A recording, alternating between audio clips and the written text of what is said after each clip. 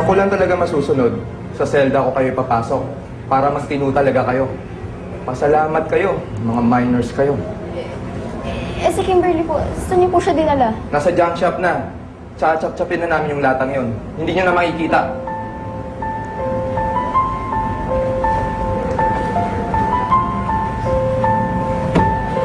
Ay, kulong mo kasi! Pinagpipilitan mo pa kasi lumabas kanina, sabi mo kaya mo. Yung tuloy na kulong tayo. Ipang mo tuloy si Kimberly. Huwag mo akong sisihin. Kaya nagdadrive tayo, enjoy na enjoy ka. Tapos ngayon, lahat sinisisi mo sa akin. Ano na lang sabihin sa akin ni Daddy?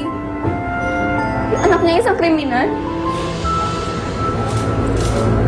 Alam mo, huwag mo na sayangin luha mo. Hindi ka naman makakawala dito kung iiyak ka nang iiyak. Lukas?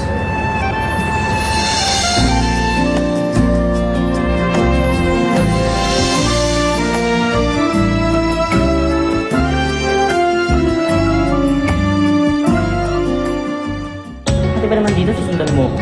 Hoy, Lucas! Yung namatay ba yung nanay mo? Namatay na rin ba ang bait mo? Ha? Huwag tayo mama ko dito! Tumigil na kayo! Eh, kasi po yung anak nyo nandito po sa presinto. Ha? Ayaw mo!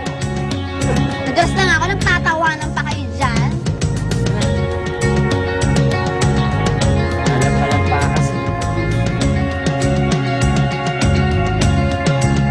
Oy, Cindy, sumama ka sa amin. Gawin kami, count table namin. Ano mo?